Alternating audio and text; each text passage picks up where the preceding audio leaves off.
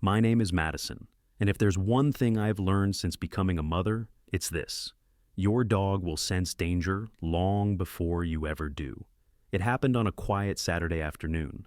The kind of afternoon where nothing feels wrong, nothing feels out of place, nothing feels dangerous. Until it suddenly does. I was in the kitchen prepping lunch, humming along to some old country song, when Rex, my 4-year-old German shepherd, froze in the living room. Not the playful freeze. Not the I heard a squirrel freeze. This was different. His ears shot up. His body stiffened. Then he walked slowly toward the front door, staring at it like the air itself had changed. "Rex," I called. He didn't move. I wiped my hands on a towel and walked around the counter, just in time to hear it. Knock, knock, knock. 3 slow, deliberate knocks. Rex growled, low, deep, a sound I'd rarely heard from him, a sound that felt like a warning. I peeked through the window. A man stood on the porch, tall, lean, wearing a dark jacket despite the warm weather. A baseball cap pulled low enough that I couldn't see his eyes. He didn't smile, he didn't wave, he just waited.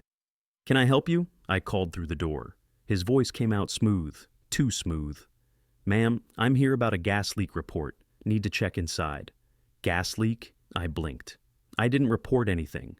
He chuckled softly. "Well, your neighbor might have. It's safer if I look around." Rex barked so violently the walls trembled. "Easy, boy," I whispered, but my hand was shaking. Something felt wrong. Very, very wrong. "We didn't get any notice from the gas company," I said, louder this time. He shifted his weight. His hand tightened on something clipped to his belt. A tool? A bag? "Ma'am, it's urgent. Please open the door." Rex lunged at the door so hard it rattled in the frame. The man stepped back, startled. "Control your dog!" he snapped. I swallowed hard. "Sir, which gas company are you with?" He froze for a second, too long, before answering. Midwest Energy." We didn't have any company by that name here. My heart slammed against my ribs. Rex growled again, louder, deeper, angrier. The man's eyes flicked toward the side window, scanning the living room behind me. I suddenly felt cold. He wasn't here about a gas leak, and he wasn't leaving. "Ma'am," he said again, voice now sharp, "I need to come inside." Rex barked so fiercely the man jumped backward off the porch step. Then, without another word, he turned and walked briskly down the driveway. Not toward a work truck, not toward a company vehicle, toward a dark sedan parked halfway down the street. He got in, drove away, fast. I didn't move, not for a long minute. Rex sat in front of me, breathing heavily, his eyes still locked on the street outside. He knew before I did. Something about that man was wrong, very wrong. I crouched next to Rex, heart pounding. "Good boy," I whispered. "What were you protecting me from?" Rex didn't blink. He just kept staring at the empty street, as if expecting the man to return. And deep down, I felt it too. This wasn't over, not even close. For the rest of that evening, Rex didn't leave the front door, not for food, not for water, not even when I called him in my softest, "come here, boy" voice. He sat there like a statue, muscles tight, ears rotating, eyes tracking every movement outside. At first, I tried to brush it off. Maybe it was just a weird guy, I told myself. Maybe Rex is just being protective. But deep down, I felt it. Something had shifted. That night, long after I put my son Lucas to bed, I turned off the lights and paced through the living room. The only sound was the humming refrigerator and Rex's breathing, slow, steady, alert. At 11:47 p.m., Rex suddenly lifted his head. Then he moved to the window, slowly, quietly, like a trained K9. "Rex, what is it?" He didn't answer, of course. He just stared. My heart raced as I peeked out through the blinds. A car, parked across the street. Not the same one as earlier. This one was a dark blue SUV, engine off, lights off. But someone was sitting inside. I could see the faint outline of a head. Watching, staring straight at our house. I stepped back quickly, covering my mouth. No, this can't be happening." Rex growled, low, vibrating, like he was warning the night itself. I grabbed my phone, ready to call the police. But then the SUV's headlights flashed on. The engine roared to life. The car sped away. Fast, too fast. I stood frozen, my pulse hammering. This wasn't random. This wasn't a misunderstanding. This was intentional. Someone was watching my home, watching me. Rex paced in front of the windows, restless, uneasy. I sank to the couch, shaking. "Who was that?" I whispered. Rex looked at me, ears forward, posture rigid. He didn't have the words, but he had the answer. Danger. Real danger. The next morning, things got worse. I stepped outside to grab the newspaper, Rex glued to my side as if he didn't trust the air around us. On the ground, next to my mailbox, was a slip of paper, a printed note. 4 words. "We need to talk." No name, no number, no explanation. I spun around, scanning the empty street. No one. Rex barked sharply at the quiet neighborhood, as if telling whoever was hiding. "I see you." I rushed back inside and locked the door. My hands were trembling now. I tried calling Mark, my husband, who was on a business trip in Denver, straight to voicemail. I held Lucas tighter in my arms. Rex never left our side.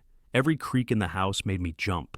Every passing car made Rex bolt to the window. Around noon, another knock sounded at the door. Not soft, not polite. 2 fast knocks, a pause, then 3 slow ones. The exact same pattern as yesterday. Rex exploded toward the door, barking with a ferocity I had never heard from him. I peeked out the side window, and my blood turned to ice. It was the same man, same hat, same jacket. But this time, he wasn't smiling. He wasn't pretending to be friendly. His expression was cold, focused, predatory. "Ma'am," he called, voice sharper than before. "I need you to open the door." Rex slammed his body against the door so hard I thought it might crack. The man flinched. "Control that dog," he shouted. "No," I shouted back. "Leave, now." He stepped closer. "Open the door, Madison." My heart stopped. He knew my name. I hadn't told him. I hadn't spoken it. "Who are you?" I yelled, voice cracking. But he didn't answer the question. Instead, he said something that froze every cell in my body. "You're not safe, and neither is your son." Rex's growling deepened into something primal, ancient, protective. The man stepped back slowly, eyes scanning the windows again, then turned and walked away. Not toward a car, not toward a driveway, but down the street, into the neighborhood, as if he knew exactly where he was going. Rex barked for a full minute after he disappeared. I locked every door, closed every curtain, and kept Lucas in my arms. My breathing was shallow, my hands were shaking. Why is he doing this? What does he want? Rex pressed his head against my leg. Then he did something he had never done before.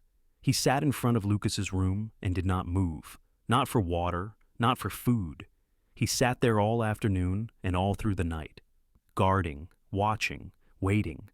Like he knew, the real threat hadn't arrived yet. That night, sleep didn't come. Not for me, not for Lucas, and definitely not for Rex.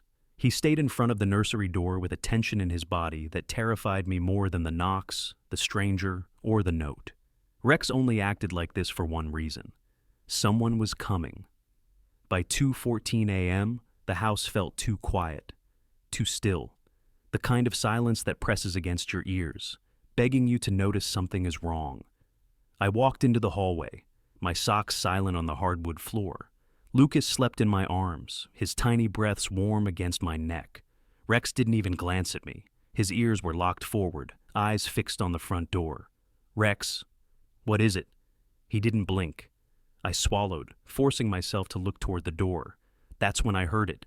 A soft scrape. Metal on metal. Then another. Someone was trying to pick the lock. My entire body froze. "No, no, no, this isn't happening!" Rex growled so deeply the floor seemed to vibrate beneath him. I backed away, clutching Lucas, heart thundering so loud I thought it might wake the whole block. The scraping stopped. For 5 long seconds, nothing moved. Then, the doorknob twisted, slowly, deliberately. Exactly the same as before. I gasped and backed into the hallway, pressing my spine against the wall. Rex lowered his body, muscles, coiling like a loaded spring. The doorknob twisted again, then rattled violently. Whoever was outside wasn't knocking anymore. They were trying to enter. I whispered, barely able to breathe. "Rex, stay." He growled in reply, feral, ancient, protective. A shadow passed under the doorframe. Then, silence. I didn't move, didn't breathe, didn't dare make a sound. I waited and waited. Nothing. Finally, my voice shaking, I took a tiny step toward the peephole. But Rex suddenly leapt forward and barked so violently I stumbled backward, almost dropping Lucas. Rex's entire body lashed toward the door, claws scraping the wood, teeth bared like he was ready to tear through it. What is it?" I whispered. Then I saw it. Through the thin crack at the bottom of the door, a second shadow. Someone else was out there. 2 people. In the middle of the night. Watching our house. Trying to get inside. I staggered backward, adrenaline flooding my veins. Lucas whimpered in my arms and I rocked him, desperate to keep him quiet. "Rex," I whispered, "we need help." I fumbled for my phone, hands shaking so badly I nearly dropped it, and dialed 911. 911, what's your emergency?" "My house." My voice broke. "Someone is trying to break in. My dog is going crazy. Please hurry." "Stay inside. Don't open the door. Officers are on their way." Rex barked again, this time toward the side of the house. I turned. A silhouette moved past the living room window. "Rex! Rex! No! Rex!" He bolted toward the back door, barking with a vicious intensity I had never seen from him. There wasn't just one intruder. There weren't 2. There were multiple. I backed deeper into the hallway, gripping Lucas, heartbeat crashing in my ears. Someone knocked on the side window. Hard. Then the back door handle jiggled. Then footsteps scraped the gravel outside. They were circling the house, hunting. Rex barked, lunged, slammed his entire body against the back door. The wood rattled violently. "Get away!" I screamed. "Police are coming." A man's voice responded. Low, calm, cold. "You should have opened the door earlier, Madison." My stomach dropped. It was the same voice as before. But then, another voice joined him. "You have something that belongs to us." Rex launched himself at the door again, growling like a demon unleashed. Something of theirs? What? What could they possibly? A crash exploded from the front porch. I shrieked. Rex sprinted back toward the front door, barking like the house was under attack. My hands trembled violently. "Please! Please! Someone! Just get here!" Blue and red lights suddenly flashed across the window. A siren, then another, then another. Relief hit me so hard I nearly collapsed. But Rex didn't stop barking, didn't stop warning, because the danger wasn't gone. One intruder sprinted across the yard, right past the police cruiser, vanishing into the shadows between houses. Another vaulted over the fence, disappearing into the trees. The first man, the one from the porch, stood frozen under the flashing lights. Rex threw himself against the door again. The man turned and ran. Officers chased him immediately, shouting commands. And as all this chaos exploded outside, I stood in the hallway holding my baby, shaking, terrified, and completely confused, because the intruders hadn't tried to steal anything from the house. They hadn't broken windows. They hadn't taken the cars. All they had done, repeatedly, was try to get inside. And they knew my name. And they knew I had a son. And they said I had something that belonged to them. I sank to the floor, tears streaming down my face. Rex returned to me, pressing his head against my arm, as if telling me, "You're safe for now, but it's not over." And I believed him. Because I had no idea what they wanted, no idea who they were, no idea why they came for me. But Rex knew something about them, something I didn't. And that truth, whatever it was coming. Soon. The police stayed outside for nearly an hour, searching the neighborhood with flashlights, shouting commands into the dark, knocking on doors to see if any cameras caught what happened. But the moment the officers stepped away from the porch to check the backyard, Rex moved again. Not out of fear, not out of panic, but with a laser-sharp focus I had never seen. He walked to the foyer, then to the living room, then to the hall, sniffing, tracking, processing. I followed him quietly, holding Lucas against my chest. "Rex, what is it?" "They're gone." but Rex wasn't looking for them. He was looking for something they left behind, and then he stopped at the side window. His ears shot up, his head tilted. He pawed lightly at the floorboard. "Rex?" I crouched next to him. There, wedged in the tiny gap between the baseboard and the wall, was a small black object, a GPS tracker. My stomach twisted into a cold knot. Oh my God! The men weren't trying to get inside to steal something. They were trying to retrieve something, something they had hidden, in my home. My hands trembled as I picked it up. It felt heavy, expensive, nothing like a cheap tracker. "Why was this in my house?" Rex nudged my elbow hard, almost pushing the tracker out of my grip. He wanted me to put it down. He wanted me to understand how dangerous it was. A knock hit the door behind us. I jumped so violently I nearly dropped Lucas. "Ma'am, it's Officer Hayes." Rex relaxed only a fraction. Not fully, not yet.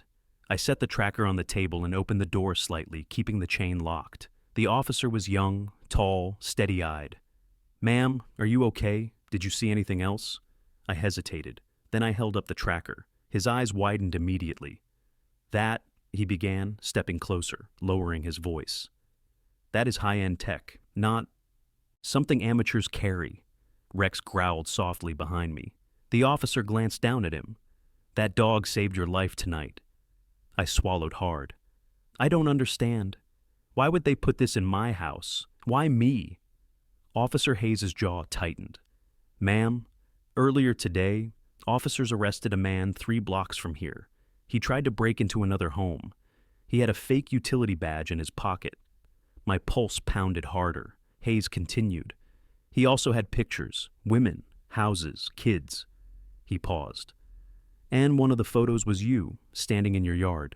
I felt my lungs collapse. No, I don't know him. I've never—" "I believe you," Hayes said.